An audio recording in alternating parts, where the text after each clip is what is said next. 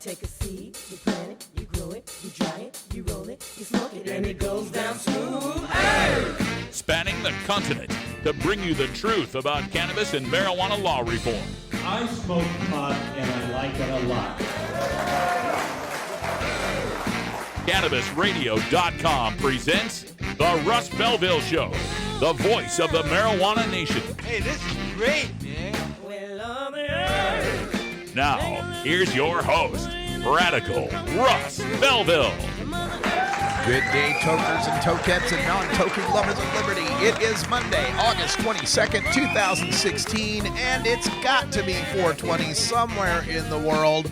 Oh my God, we are back from the 25th annual Seattle Hempfest, the silver anniversary. What an amazing weekend it was up there at Myrtle Edwards Park for the world's largest and longest continuously operating marijuana protestival worldwide. It's at least the largest. It's not the longest operating one, but 25 years is nothing to sneeze at. And Vivian McPeak and Steve Funn and Gary and all these guys on the stages and all the volunteers, everybody involved, Tim Pate, all the great folks. They put on another wonderful event, and I got to say, the weather was much better than last year. Last year, we got rained out on Friday, and this year, I mean, literally, like last year, there was no bands, no speakers, nothing on Friday. It got flooding in the Seattle Hempfest zone, so they were really struggling this year because they lost 1/3 of their possible donations because they're a free speech event. They can't charge people to come into the park to enjoy these, 6 different stages full of bands and speakers and hundreds of different vendors and, of course, open pot smoking everywhere you look. So they're looking to get some donations, and if you want to attend Seattle Hempfest next year or sometime in the future, you ought to get online and make a donation. It's hempfest.org, or you can go to gofundme.com/keephempfestalive. So this week, we'll be bringing you all sorts of audio highlights from the Seattle Hempfest. We've got some of the speeches from some of the activists and leaders from the various stages. We've also got backstage interviews that I conducted and some special stuff in Hour 2, some musical artists that we have, including on today's show at our 420 break. We're going to bring you Chief Greenbud with myself on backing vocals on the main stage Saturday doing It's 420 Somewhere. So we're going to do that at 420 today on the show. Stay tuned for that. Also coming up on the show today, of course, we have our Cannabis Radio News. In the headlines today, I don't know if you saw those photos of Malia Obama, the first daughter, taking a toke. We'll talk about that. Plus a win for legalization in Arizona, a court decision to tell you about. Another good court decision for medical marijuana coming out of the state of Connecticut with regards to employment. We've also got Cayman Islands news. We've got some industrial hemp news from New York State and the sad story of former Raiders quarterback Todd Marinovich. That's coming up in our Cannabis Radio News. Then we'll follow that up with Herb Thrasher's speech from the Cavi Gold stage at the Seattle Hempfest, leading into our 20 after break. Then at 23 after, we'll have my speech from the Sealy stage, followed by our Cannabis Q&A with Dr. Mitch segment. Dr. Mitch will be joining us to talk about the new studies on pot and poverty. We've got a study on adverse outcomes on transplant patients. We have a look at alcohol as a gateway drug, the differences between men and women, and the use of cannabis for pain relief. We've got a sleep study for heavy cannabis users to talk about. And we'll follow up on that decision by the DEA to open up more places to cultivate cannabis for research.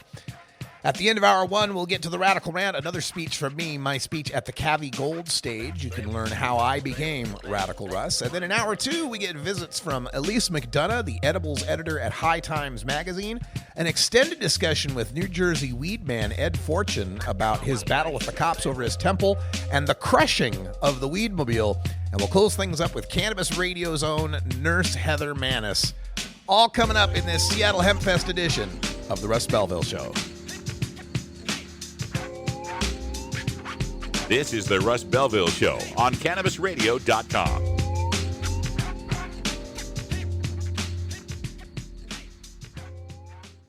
Cannabis use isn't the only thing growing. So are we. Grow with us. CannabisRadio.com.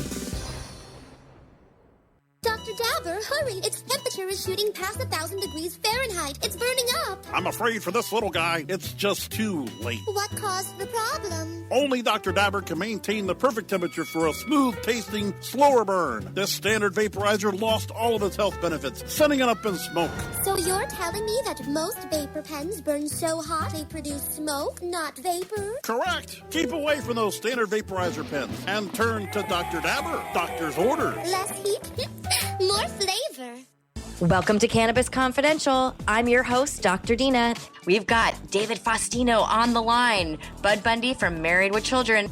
Did you feel nervous being a celebrity walking into a weed store? I don't remember at all being like, ooh, I'm scared someone's going to take my picture here. What are they going to say? Bud Bundy smokes bud? I mean, come on.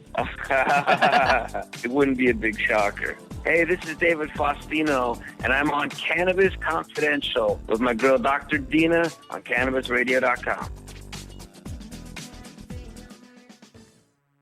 The Russ Belville Show is blogging and podcasting daily at RadicalRuss.com. At Herbie's Cannabis Seeds, we pride ourselves on bringing you the best quality seeds from the world's most respected cannabis seed producers, all at the lowest online prices. You can find Herbie's Seeds at herbiesheadshop.com. All cannabis seeds are sold as souvenirs and as a means of preserving cannabis genetics. Herbie's Seeds in no way intends to condone, promote, or incite the use of illegal or controlled substances. We strongly urge all prospective customers to check their national laws prior to placing an order. Herbie's Seeds at herbiesheadshop.com. Proud sponsors of the Russ Belville Show and 420 Radio.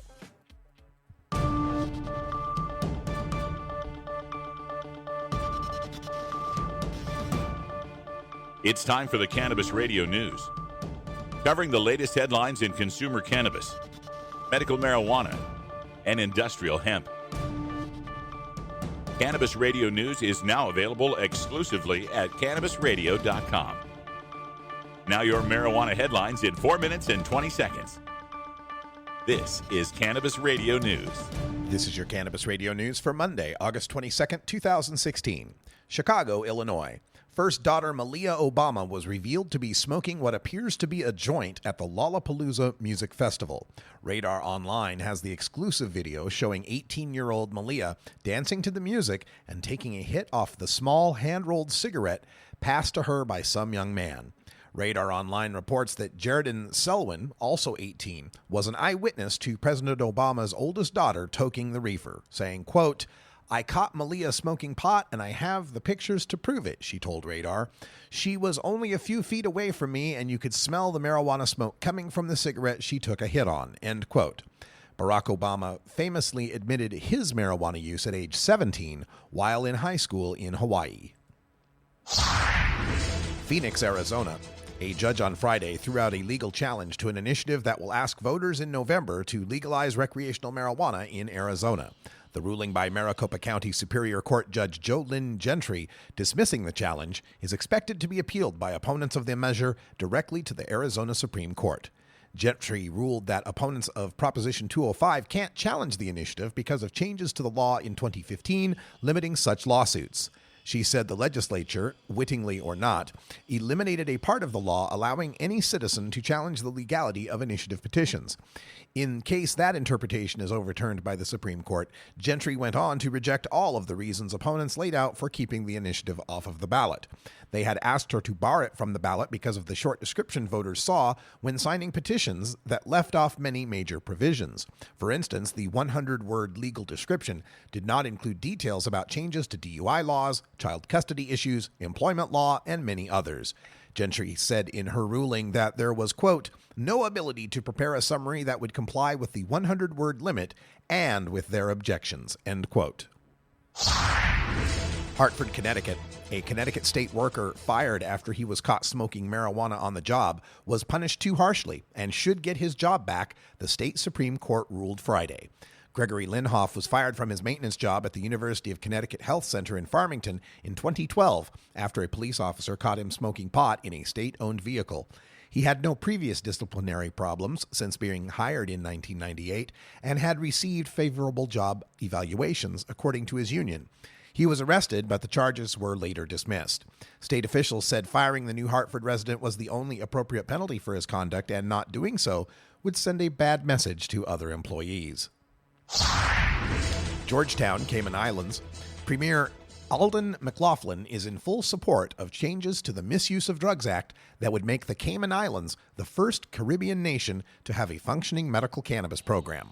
The rules changes published by the island government are still subject to a 21-day public comment period, followed by debate in the Legislative Assembly. The law would allow doctors to prescribe extracts and tinctures of cannabis. However, cannabis plants would not be grown and processed on the islands. The law will allow only for the importation of the cannabis oils and tinctures. Albany, New York. New York Governor Andrew Cuomo on Friday signed a law expanding the Empire State's research hemp program. The changes will now allow the selling and transportation of industrial hemp within the state. There is currently one farm in Madison County cultivating a 30-acre hemp farm with the researchers at the Morrisville State College. Irvine, California. Former USC and Oakland Raiders quarterback Todd Marinovich was found naked late Friday morning in the backyard of someone else's home in possession of marijuana and arrested. Marinovich was cited for trespassing, possession of a controlled substance, possession of drug paraphernalia, and possession of marijuana. The former 1991 first-round NFL draft pick has had a long, troubled history with drug abuse. After only 2 seasons with the Raiders, he was dropped by the team because of his drug use. In 1997, he was busted for felony marijuana cultivation and prescription pill possession. A stint in the Arena Football League in 2000 was cut short by heroin possession charges. Marinovich has had 2 more drug possession arrests in 2005 and 2007. This has been your Cannabis Radio News for Monday, August 22nd, 2016. I'm Russ Belville.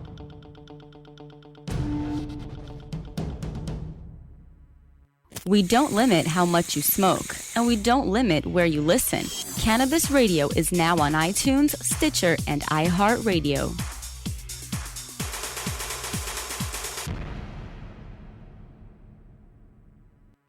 While the feds and state are doing their dance, you still need to transact business and manage your cash. Go professional and let your customers pay with PayQuick. They pay you and they earn rewards points. PayQuick connects to your bank account for free and secures all of your transactions. And with PayQuick, you can pay your producers and processors for free. Plus, it pays to have it because it makes depositing your cash safe and so easy. No cops, no crooks, just compliance and comfort, knowing you have your cannabis business in check with PayQuick. PayQuick, the safe and easy way to pay. PayQuick.com. Hi, I'm Montel Williams. Most of you know me as a talk show host, but I'm also an author, actor, single father of 4, avid snowboarder, and I'm also a medical marijuana patient.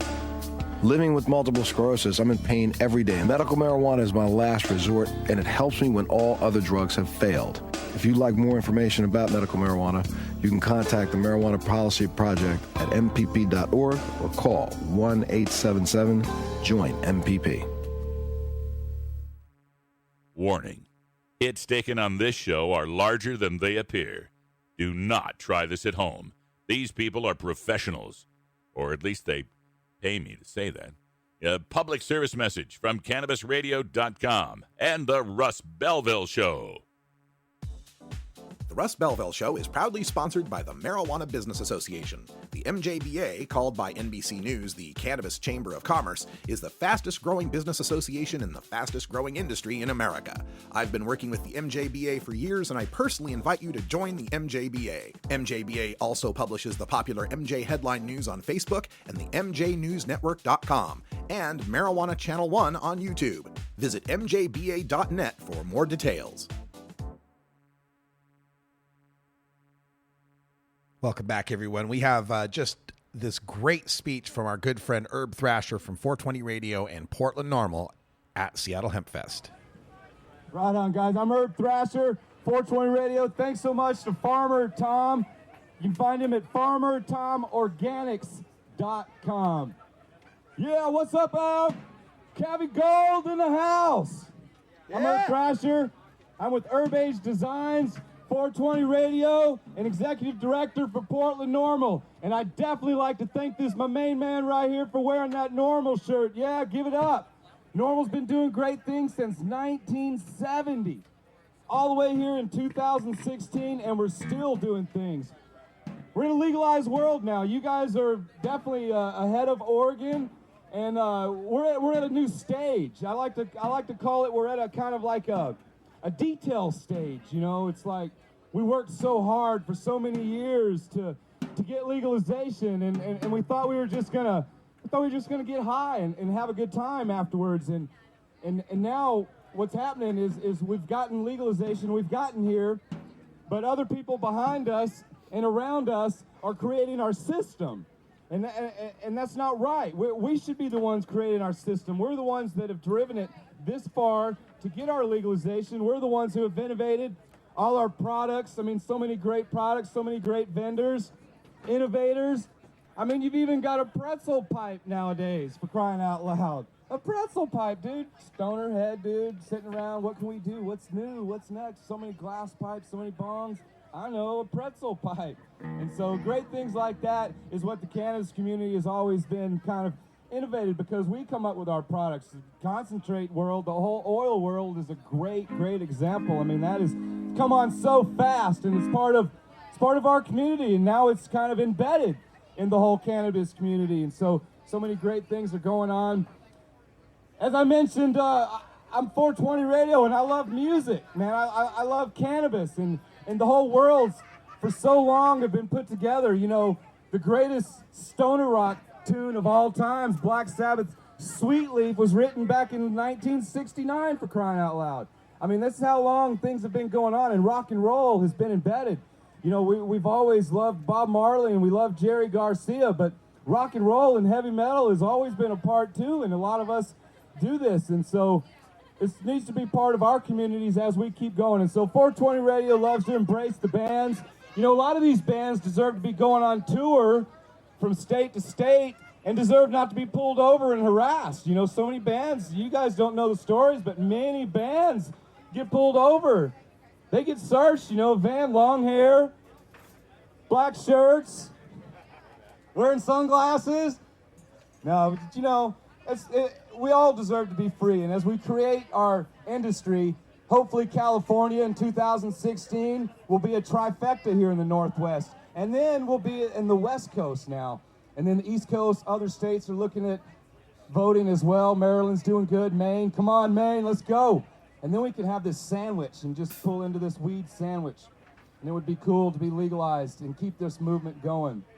As I mentioned, I'm also executive director for Portland NORML, and I do that because I still feel like activism is important. We're in this legalized world, and we definitely need to change, and we need to change with it, but our activism needs to remain. And this is a great event that persuades that and keeps it going. We need to keep Hempfest going. 25 years, we need 26 years. You know, they're putting out articles now, and I'm hearing Hempfest needs to die. It doesn't need to die. We need to grow it even more and keep our community going. We'll change this event. Keep it going. So you guys just keep supporting the community. It's so important to be involved. All you bands, all you rockers out there, keep rocking. Let us hear from you, man. You guys keep it up. It's good stuff.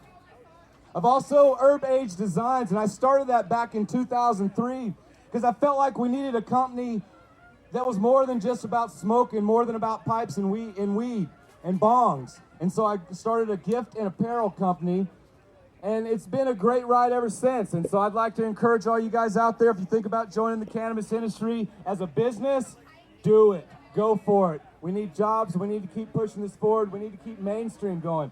You know, one of the things that always caught me was urine testing. You guys like urine tests? You know, when you apply for a job, you have to look at the jobs and you have to assume which ones are going to urine test you and which not. That's right. See, there you go. But it was, you know, there's this world and this whole thing that we go on. So everybody join activism. Keep doing what you're doing. Keep supporting this community and keep supporting groups like NORML and the Seattle Hempfest. Keep rocking. Congratulations to Cavi Gold Records. You know, I've been watching these guys grow for a long time, supporting many, many bands, and I'd like to give them a huge congratulations. This is their first year here, right here, and they've been growing too, man. They started on a little van down there, and they've been doing it, and now they've got many great bands. So definitely check out Cavi Gold Records and Caviar Gold. Shout out to Scott McKinley and all the bands. Keep rocking, guys. I'm Herb Thrasher. Happy Hempfest. I think I was trying to suggest something about the duality of man, sir. All right, folks, that sound means it's 20 after the hour. Time for us to let loose and enjoy a brief safety meeting. And when we come back, we've got more from Seattle Hempfest. You'll get my speech from the Sealy stage, telling people to broaden their perspective on all drugs and all countries when we return. Play as Ted Growing, expelled botany sophomore and the biggest grower in town, only on Weed Firm Replanted. Available on the App Store and Google Play. It's a lot of work being the biggest grower in town. Maintaining a room full of plants while dealing with a slew of eccentric customers? From a hardcore partier to the curious neighbor next door. Is anybody home? Help me expand my bud business by unlocking new strains, customizing my grow room, and completing challenges that you can't get enough of. Grow your empire so big you can see it from space. Low on funds? Don't worry. Weed Firm Replanted is free to download. Download Weed Firm Replanted for free on the App Store and Google Play today. Get growing, Mr. Growing. Mentions the Stoner Jesus Show podcast on CannabisRadio.com. And don't try to debate me on something. Motherfucker, I can't do many things well, but words are my shit. The Stoner Jesus Show, live Mondays, Wednesdays, and Fridays at 8 p.m. Eastern, 5 p.m. Pacific. Or find the Stoner Jesus Show podcast on demand at CannabisRadio.com and StonerJesus.net. Peace, bitches. You're not high. You're listening to the Russ Belville Show on CannabisRadio.com. You're going to find really wonderful, well-meaning, well-spoken people, and then people that are just batshit crazy. Okay, maybe you're high, too. Coming soon to a city near you, Cannabis Finance Boot Camp. Get all your cannabis accounting, legal, and compliance questions answered by their knowledgeable panel of industry experts who want to help your canna business boom. Whether you're a grower, dispensary operator, or a newcomer to the field, your canna business needs Cannabis Finance Boot Camp. For information on upcoming events, visit CannabisFinanceBootCamp.com.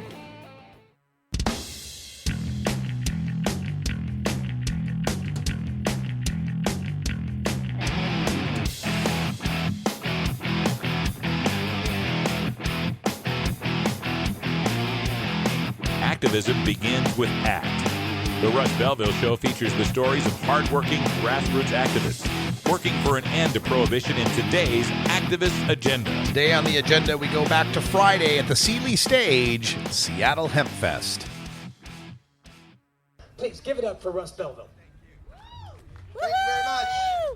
Hello, Seattle Hempfest, Sealy stage. Thanks for having me back. It's my 12th time at Seattle Hempfest, 10th year speaking here, and I can't believe what progress we've made in that time. Just think 10 years ago, there was only 8 medical marijuana states. There's 25 now. And part of the reason for that is because of festivals just like this and people just like you who disobey the government when they make an unjust law. Who are you to tell me what I do with my own body and the seeds and the plants that come from this earth? Who's got that right? Nobody. We have that right ourselves. And as time goes on, we're continuing to legalize. This year could be a turning point in legalization, not just in the United States of America, but throughout the entire world. The entire world is watching us. We got 5 states with legalization on the ballot: California, Arizona, Nevada, Massachusetts, and Maine. But the polls only look really good in California and Maine. Massachusetts and Arizona is looking tough right now. Nevada's 50-50. But we're going to get at least 2 of them, maybe 3 of them. Who knows? If things go our way, we can get all 5. We got another 4 states that are voting on medical marijuana. Florida, Arkansas. Arkansas has 2 medical marijuanas on the ballot. They got 2 different ones to pick from. Oh, I don't like this one, I'll pick this one. They've got medical marijuana on the ballot in North Dakota. North Dakota. I'm the news director for CannabisRadio.com. And we're going to be doing a live election night coverage on CannabisRadio.com. It'll be on iHeartRadio, iTunes, Stitcher, all of that stuff. So it's my job to find correspondents from all the states. North Dakota? I don't know anybody in North Dakota who smokes weed. Do you know anybody in North Dakota? If you know someone, please let me know. North Dakota down there? Right on. North Dakota over there? Send them my way. I'm Radical Russ online. Just Radical Russ Gmail, Radical Russ Facebook. Get a hold of me. But it's amazing this progress we're making because the whole rest of the world is watching, and I want to encourage you to expand your horizons when you think about cannabis as not just the fight for, hey, we get to smoke weed, but it's really a fight about freedom. It just happens to be weed is the subject, but it's really, do we have freedom over our own minds and our own bodies and our own lives? There's a lot of places in this world that don't have that freedom, and they're counting on us. You know, we've got it pretty good in the Pacific Northwest. I'm from Portland, Oregon. But I went last week to Boise, Idaho for the Boise Hempfest, and they don't have it so good in Boise. They still have a misdemeanor crime on the books for merely being high in public. Like, no weed on you. Just being high in public is a misdemeanor with a 3-month sentence. That's pretty harsh, man. That's pretty harsh. There are Idaho is surrounded. There's only like 7 states left that have absolute prohibition, and they need us to continue making it look good, right? They're not going to get legalization in Texas until it happens in California. They're not going to get it in Georgia until it happens in Texas. It's got to happen place by place by place, and every place then sets the example for the next place. So we've got to be careful as cannabis consumers to not make legalization look bad. And so far we haven't. 25 years at Seattle Hempfest. We don't get fights, we don't get riots, we don't get problems. Trust me, man, I've covered a lot of beer fests and places where there's alcohol and there's fights and there's problems, and we never see that among our people. We are a good, kind community. And the world is depending on us. Let me expand your mind again, a little beyond the United States of America. They're just starting to get medical marijuana in Australia. The state of Victoria down there is starting their program. They're starting to get New South Wales down there, a couple of their states in Australia, it's happening. But then, a little bit closer, off to the side there in the Pacific Ocean, there's the Philippines. Do you know about the Philippines? What's going on there? This guy named Duterte ran for president of the Philippines, and he said, if I'm elected, we're going to declare war on drug users and drug abusers. And we're going to take them out and shoot them in the streets. And we're going to kill so many criminals, we will fill the Manila Bay with so many bodies, the fish will grow fat. And people were like, oh, this guy's wacky, he's crazy, but he'll never win. He'll never win. He's just a lunatic, but he'll never win. He's promising all this crazy shit, but he'll never win. The guy won. He's the president of the Philippines now. There are now over 1,000 deaths, literal deaths, where not just the cops have been given free rein to execute drug users and drug peddlers in the street. He's enabled vigilante gangs. He's said if you kill a drug dealer in the streets and you're prosecuted, I will pardon you. If the world court comes after you for war crimes, I will fight that. This has caused 60,000 drug users and drug dealers in the Philippines to turn themselves into the authorities because they're like, hell, I'd rather go to jail than have someone kill me in the street. And there's these photos of these dead bodies in the street where they lay these cardboard placards next to their body. Dead dealer, good riddance in Spanish, but right, same thing, right? So the people of the Philippines, man, they don't get any help until we legalize in America, and then we export that to Canada, and we export that to Mexico, and Latin America, and South America, and take it across the Pacific Ocean, and start getting these countries like Malaysia, and Singapore, and the Philippines, where they kill you for using drugs. They kill you.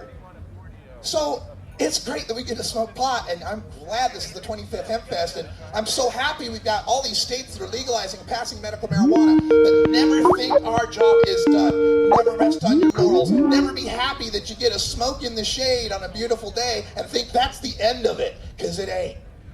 There's people all over this country, all over this planet that need us. Keep leading, keep fighting the good fight, presenting the best image you can. Tell everyone you know the truth about cannabis, and the lies, and the stigma, and the stereotypes. I'm Radical Russ from Cannabis Radio. Thank you for listening.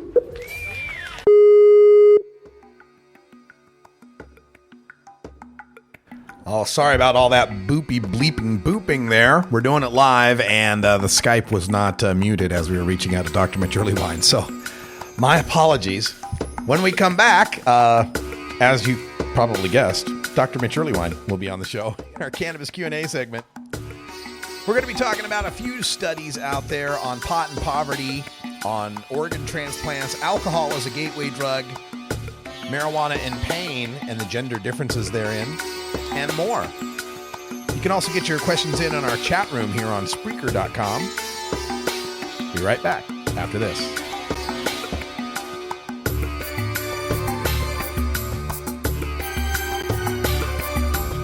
This is the Russ Belville Show on CannabisRadio.com.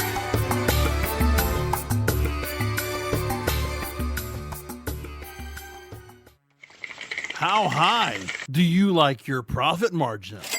CannabisRadio.com. Great websites today need expert web design and development and need to be e-commerce ready and mobile friendly. But building a marketable and profitable website can be an uphill climb. Ready to make your new website or replace your existing website? Think Orange as the new way to get in the black. Orange Hill Development works with Fortune 500 companies and offer the same top quality development service at a fraction of what other providers charge. Brands like Absolute, Carlsberg, and Nestea trust Orange Hill Development. Find out why you should trust your website with Orange Hill. Contact Orange Hill for a consultation today at orangehilldevelopment.com. The political climate is at a fever pitch, and the fight for the social fabric of America is set for battle this November. Tuesday, November 8th, the cannabis liberation movement takes a huge step forward, and Cannabis Radio is here to chronicle this legendary moment. CannabisRadio.com and the Cannabis Radio News team will feature wall-to-wall live coverage of all the coast-to-coast voting of state amendments, ballots, propositions, and initiatives that will further progress the cannabis crusade. Join us Thursday, November 8th for Vote 2016, The Path to Cannabis Freedom, only on CannabisRadio.com. You're not high. You're listening to the Russ Belville Show on CannabisRadio.com. The Supreme Court is wrong on the Second Amendment. Okay. Maybe you're high, too. New beginner guitars and banjos are often constructed much better than ones built before your time. Why struggle? Get a new instrument or fix the old one. The trusted professionals at the Fingerboard Extension will evaluate your instrument for free. Repairs are priced for people who work for a living. Stop by the Fingerboard Extension downtown Corvallis at 120 Northwest 2nd Street today, or check out its inventory on the web at fingerboardextension.com.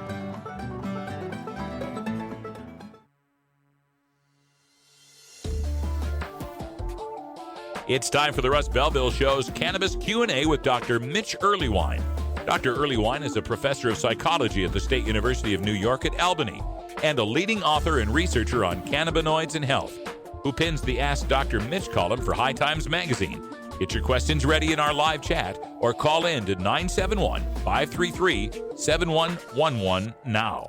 Welcome back, everybody. Time for our Cannabis Q&A, and we go out to Dr. Mitch Earlywine. Dr. Mitch, can you hear us? Indeed, I can now. Thanks. Oh, fantastic. Glad to have you here on the show. And it looks like our chat room can hear you again, too. So everything is good. Let's get on with our discussion. We cover the latest in cannabis science every Monday here on the show. Before we begin, we do have a question coming in from our live chat room, which wants to know about your opinion on the FDA's move to bring CBD and other marijuana compounds firmly under FDA regulation. They've stated that CBD, including from hemp, is a controlled substance and cannot be marketed as a food or a drug without FDA approval. Do you think there will be enforcement actions against the larger CBD companies that are continuing to market CBD hemp as a food or a nutraceutical? I'm afraid at least one of them is bound to take a hit on this, that in a sense, whoever is sort of the most salient or the tallest, so to speak, is going to end up taking a punch to the face, just to sort of serve as an example for all the other CBD companies. This is a ridiculous move. We've got literally a completely non-psychoactive substance potentially produced without any negative consequences or any weird side effects, with also some amazing medical properties, it's going to really hurt a lot of people and just force folks into the underground again. I'm really disappointed by this, as you can imagine. Yeah. It seems like some enforcement action is going to happen sometime on this. Another question from our chat room. We'd heard some reports of studies showing that CBD can be converted to THC in the body. And this kind of anecdotally goes back to me talking with Chris Goldstein, who had told me during his 2-year federal probation he had tried some CBD and actually felt a psychoactive effect from it. What's the story on this? There was a time when they thought maybe a moderate dose of CBD had some psychoactive effects. It doesn't look like it actually breaks down into THC under any circumstances. There were some strains that were allegedly having THC break down into CBD as they aged, but actually I've never seen the raw data. It's just been one of those kind of legends among the researchers. So I honestly think if there is any effective CBD that's at all psychoactive, it's probably at moderate doses and really mild. Poor Chris, I can imagine after all that time without any cannabis, literally any placebo would have made him feel something. That could be indeed the placebo effect. All right, there's some studies that came out over the week that I thought we should talk about. This one got a really alarmist headline out of the New York Daily Post about legalizing pot making America's lower classes poorer and less responsible. See, we legalize pot and the poors can't handle it. This is kind of disheartening. Just the whole tone of the thing is constantly how, poor people are basically evil and we have to baby them because they can't make responsible decisions on their own or something like that. I mean, in fact, all this shows is that people who don't buy into the make a lot of money narrative of America also are willing to defy some of the laws that America has passed that are among the dumber ones. But we also have an odd situation with self-report bias. It wouldn't stun me to learn that people who are willing to confess that they don't necessarily make a lot of money are also willing to confess that they don't use cannabis, whereas folks who are trying to make themselves look great might both say that they make more money than they really make and say they don't use the plant. What about the possibility, someone who's making enough money and has health insurance and a doctor, when they've got anxiety, they go get a Xanax, whereas the poor working class people smoke a joint? It sounds pretty compelling to me, Russ. All right. Let's. This is a good study here. This one on marijuana use not being associated with adverse outcomes for transplant patients. We've told the story too many times of people kicked off transplant lists and dying because they were legal medical marijuana patients. What does this new science tell us? Well, I want to emphasize that this is not the first time we've seen transplant patients do fine, even if they used cannabis. And a subset have emphasized that some of those transplant medications are super nauseating and that the cannabis can actually help them stay on the meds that are important for their immune function when they're adapting to a new organ. Also want to emphasize that this is a bigger sample than a lot of the ones before, so it's really becoming more and more obvious how heartless it is to make folks on transplant lists not use cannabis. So many people we've known and covered on this show that could be alive today had they not been kicked off those lists. It's good to know that the science is coming around on this and more people are listening. There's a study out on the gateway drug phenomenon, and this time it's not marijuana. They're actually pointing out good old-fashioned booze is the real gateway. What can we really take away from this? The logic on this article, is just a little bit off. What we can really say is, guess what? Alcohol is markedly more addictive than cannabis. So the number of folks who use alcohol, of course, is higher than the number of folks who use cannabis, but also the number of folks who use alcohol regularly who subsequently become dependent seems to be markedly higher than the number who use cannabis who become dependent. So the logic is a little bit weird. There are actually some other data out right now saying regular tobacco use is probably a better predictor of hard drugs than either of these. So kind of a curious way, but I'm always happy to see Brian Bennett's work get a little bit of credit, and I love those graphs. Those are wonderful images. When I was first getting into the reform movement, Brian C. Bennett was one of the first guys online who I gravitated toward because I was looking up, I wanted to know national survey on drug use and health tables edibles and whatever else. He's got an entire archive out there, and I believe the Baker Institute is now hosting some of his work. So check that out. It's Brian C. Bennett, Bennett, and Baker Institute is probably another place to look for that. All right, there's an interesting study out on cannabis and pain, and we've dealt with that subject many times. But this one points out a gender-based difference, a sex-based difference where between men and women on how it helps or doesn't help their pain. What are the details here? So anytime I see gender-moderated effects of cannabis, I do have to point towards a menstrual cycle issue that's sometimes a confound. Believe me, my wife never wants to hear me mention menopause when anybody's talking about pain. But the clincher is really, it looks like this is working for the men and not for the women. I need to get the means actually from this paper, and I can't seem to get a hold of the standard deviations. It doesn't necessarily show that they're actually different. It just seems to be that the women aren't reporting quite the same level of analgesia that the men are. I do want to emphasize, too, that this could be a dose issue, because we've seen in the past where there's sort of a Goldilocks effect, if you will. There's a just right dosage for cannabis and pain. Too much or too little tends to make things not any better, whereas that optimal dose is just right. I'm guessing here, but perhaps the women were smaller body massed, and so this dose was a little too high for them to actually get the optimal level of analgesia, whereas for the men it was okay, and that if they had used just a little less, they might have been just fine. You know, this is something we'll bring up in a little more detail. This Friday, we have Maya Elizabeth on the show from Whoopi and Maya. And, of course, they're making cannabis-based products directed specifically to women and the pain that they go through menstruation. So it's a topic that doesn't have enough research, right, Dr. Mitch? Sad but true, and in fact, one of my grad students is sitting on some data right now. She had just emailed me about it, so we're doing all we can to try to address this. But as one of my friends once said, if you want to know something about women's health, don't ask a doctor. You might as well ask a vet. Oh, my goodness. All right. Another interesting study that came out through the rest of this last week, heavy marijuana users have worse sleep habits or sleep patterns. Is that true?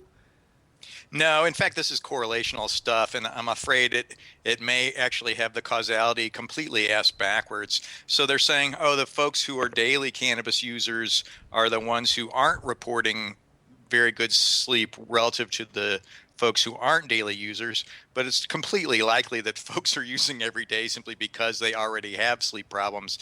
They weren't randomly assigned to use, and what really needs to happen with this is a randomized clinical trial where folks either get marijuana or don't, and then they actually measure their sleep. Don't just go out there and ask folks, how much pot do you smoke, how much do you sleep? Gotcha. And hadn't we gotten reports before about the effect of cannabis use on REM or REM sleep? Yeah, it's unfortunate, but daily cannabis use tends to suppress REM sleep. And so one of the alleged symptoms of what they call withdrawal is nightmares or extreme dreams when you first quit using cannabis after a long stretch of daily use. But again, and we're talking about a really minor thing, the idea that that's dependence is kind of comical.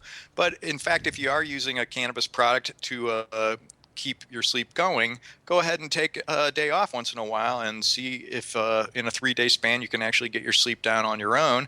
And I just want to remind folks of good sleep hygiene, so they make sure their room is an appropriate temperature, that the room is quiet and dark, and only use your bed for sex and sleep, and do what you can to really make the whole room kind of a cue for drifting off. Excellent advice. And the final thing I wanted to touch on is something we discussed a bit last week, but I keep getting questions about it, and it's the DEA's refusal to reschedule cannabis, which we've already said, you're trying to put a leaf-shaped drug through a pill-shaped hole. But the silver lining, supposedly, was that they were going to open up more farms for research cultivation, other than just the University of Mississippi's pot farm that produces that lousy pre-rolled joints for Irv and Elvie. Elvie says hi, by the way. Anyway, is this going to help at all, having more farms when we still have to go through the same rigmarole to even study cannabis? I was super optimistic at first, and we'd at least have multiple strains and some doses that went above that 8% THC range. And then I saw the form you have to fill out to apply for the farm approval, and I'm super apprehensive. I mean, folks who are willing to do it, I completely bow to you, but man, what a drag when I saw that. Is that something like what Dr. Sisley would had to go through to get the PTSD study going? It's actually even more complicated, because then they have to have a site visit to your farm and make sure you've got approval for every single seed you've ever had and every single place where the cannabis could grow, so there's no theft, and it's going to be a markedly bigger investment than your average cannabis grower is probably going to want to go with. Wow. Well, we still have a lot of work to do to get the plant freed up enough for the scientists to study it and unlock all this potential that we know is involved. Well, folks, that's all the time we got for our Cannabis Q&A segment. We do it every Monday here on the Russ Belville Show. And if you didn't get your question in, or you just want to keep it private, you can always send an email to Dr. Mitch at 420research@gmail.com. That's 420research@gmail.com. Dr. Mitch, thanks for joining us, and we'll talk to you next week. Thanks so much. Stay tuned, folks. We got more highlights from the 25th anniversary Seattle Hempfest. My speech at the Cavi Gold stage, kind of a smaller stage with kind of an intimate crowd setting. I told them my history as a cannabis consumer and how rock and roll led me to Mary Jane. This is the Russ Belville Show on CannabisRadio.com.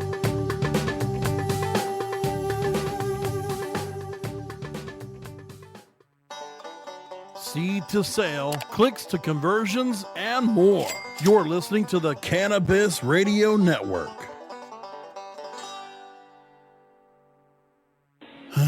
Cash? Sorry. I don't carry around cash, and I don't want to use the ATM and pay surcharges. You don't need to carry cash. Haven't you heard about PayQuick? Okay, tell me about PayQuick. It's the safe and easy way to pay. It works just like your debit card to securely pay for your purchase, and it gives you rewards points every time you use it. Nice. PayQuick, the safe and easy way to pay. PayQuick.com. I'm Radical Russ from the Russ Belville Show. We're here with Sir Richard Branson. Far more damage has been done to people by the current approach. Jim McMahon. You know, a lot of the coaches are old school. You know, he used to just yell at us, "Oh, you bunch of pot smokers." John Popper on the telephone. You know, I think in the 60s there was that kind of, the bigotry wasn't so concrete.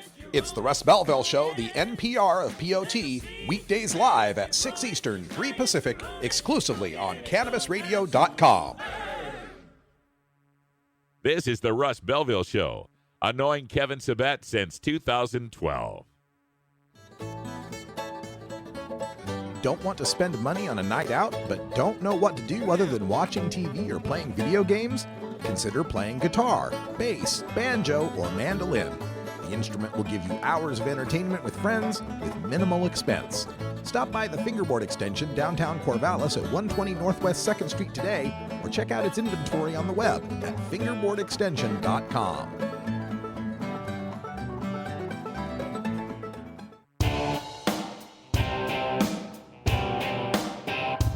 We must wage what I have called total war against public enemy number one. I support a change in law to end federal criminal penalties for possession of up to 1 ounce of marijuana.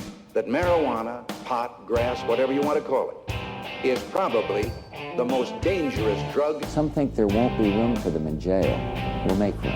I experimented with marijuana a time or two, and I didn't like it and didn't inhale. One major responsibility is to encourage people to use less drugs. Entirely legitimate topic for debate. Radical Rant. Welcome back, everyone, for the Radical Rant. We go back to the Cavi Gold stage Saturday at Hempfest. My name is Radical Russ Belville. I'm with CannabisRadio.com. I do a live daily 2-hour talk radio show that covers all the news and the science and all the stuff going on in the world of marijuana legalization. But before I did all that, I was one of these guys. Back in the 90s, I used to play rock and roll. I had hair back then. I miss my hair. Every time I hear stages like this, I'm like, God damn, shit. I miss my hair, man. But I came to weed through rock and roll. My dad was a drug and alcohol counselor, so like I grew up in the 80s. It was all, just say no. Hell, they had the first lady on like different strokes. Arnold, just say no. It was awful, man. It was terrible.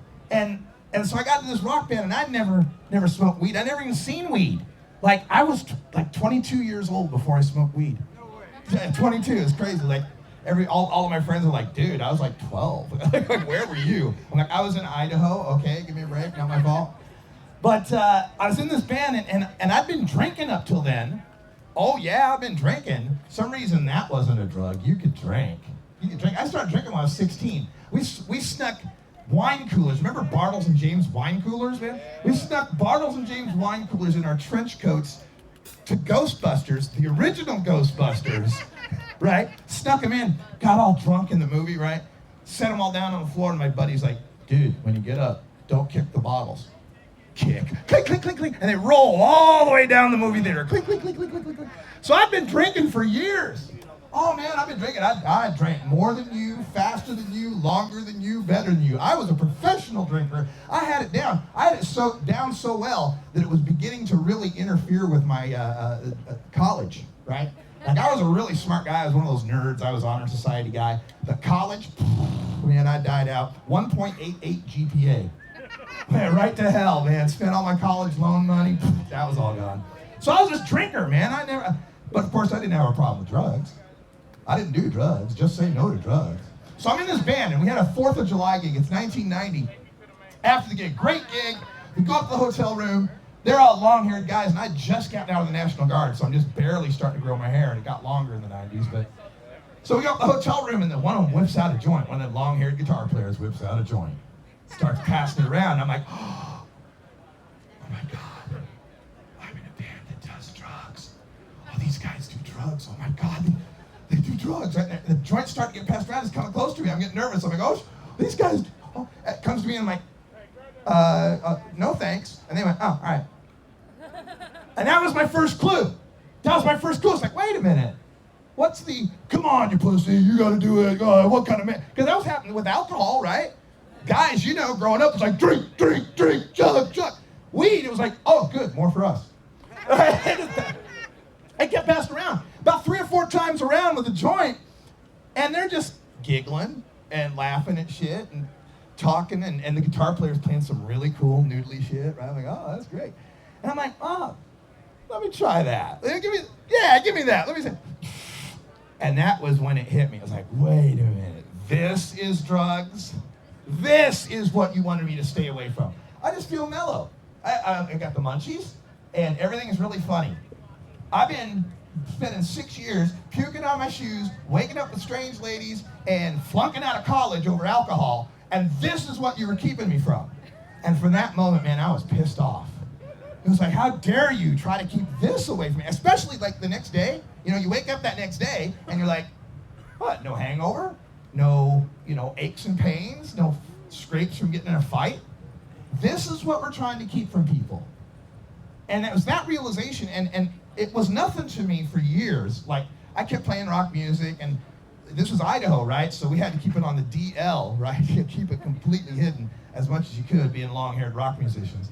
And got later on in the 90s, and I met this woman who would later become my wife, who's now my ex-wife, but that's irrelevant at this point.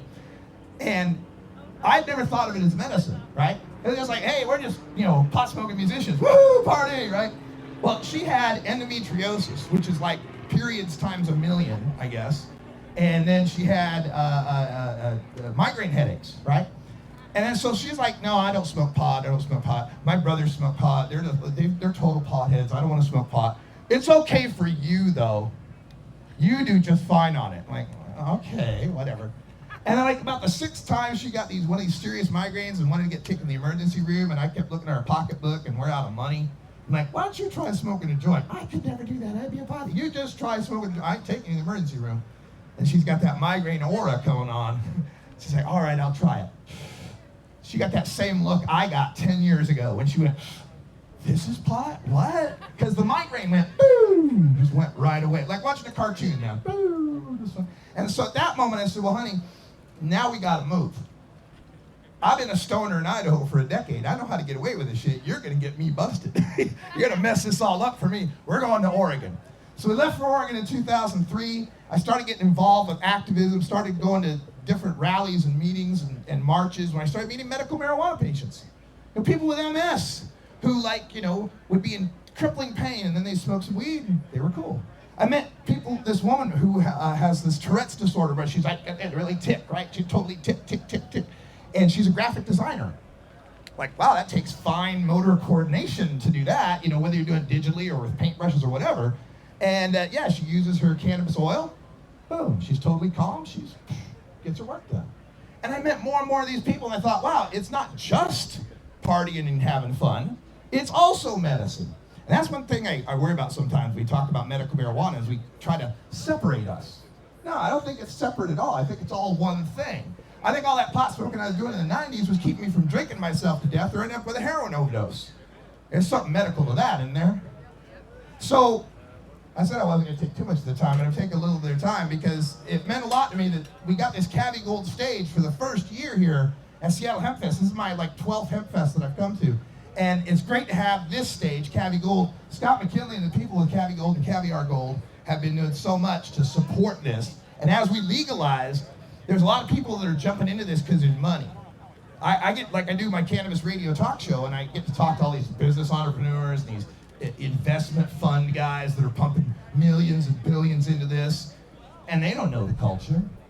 They don't know what it was like to be outside of a redneck bar in Mountain Home, Idaho, in the alley, cupping your joint inside so the cherry wouldn't show to the cop that's parked over there looking for guys to catch in the dark parking lot. They don't know what we went through. They don't know us losing our jobs, losing our kids, losing our families because we got caught for weed. I lost a career in information technology because the hair in my armpits said that I was a pot smoker. That's right. I've been doing a job for 2 years, and they said, well, you got to take a drug test. I said, okay, I can pass a pee test. No, it's a hair test. I said, well, hair test. Go for it. What are you going to find? Oh, they'll find some hair. Oh, now, hold on a minute. I don't want this job that bad. No, the woman shaved the hair off my armpits and chest and collected a little plastic bag to prove that I was a pot smoker. No good at the job I'd been doing for 2 years. And so those little things, they pile up and they piss you off, and it's important to not get too pissed off. It's important to direct that the right way. And some of us, especially in rock and the rock culture, have a very anti-authoritarian attitude with good reason. We've been busted because our hair was too long, we had tattoos, or whatever it is. We got a Slayer sticker on the back of the window or something. They don't like that. They're going to, oh, you don't hear us, we'll get you. So we have this anti-authoritarian attitude, which sometimes makes us go, well, screw the system, we're not going to vote, it doesn't happen, doesn't matter, right?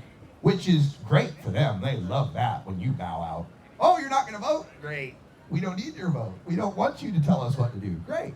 And it feels like it doesn't do anything, but the very fact that we're here right now smoking pot in a big old park and nobody's doing anything about it kind of shows you that voting does do something.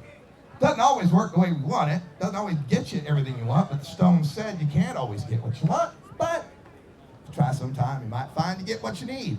What I need is some rock and roll and some weed.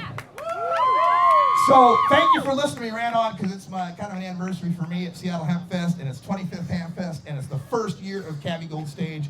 A lot of cool things going on. I'm Radical Russ. You can find me online as Radical Russ on anything that has a username.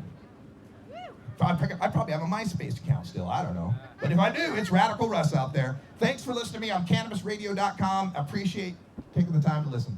Have fun. Rock on. So much fun at the Cavi Gold stage.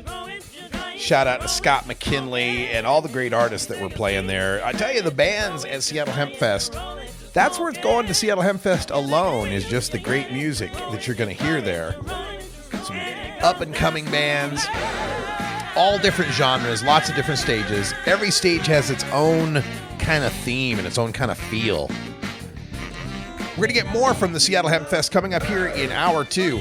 Elise McDonough, the edibles editor from High Times Magazine, stopped by backstage. We got to chat with her. Seattle Hempfest Chief Greenbud performance with special guest me on the main stage. A long discussion with Ed, New Jersey Weedman Fortune, and Nurse Heather from Cannabis Radio. For everyone here at Cannabis Radio, I'm Radical Russ. Thanks for joining us. Stay tuned for hour 2, and until next time, take care of each other, tokers. This is the Russ Belville Show. The Russ Belville Show is blogging and podcasting daily at RadicalRuss.com. You take a seed, you plant it, you grow it, you dry it, you roll it, you smoke it. You take a seed, you plant it, you grow it, you dry it, you roll it, you smoke it. You take a seed, you plant it, you grow it, you dry it, you roll it, you smoke it, and it goes down smooth. Hey!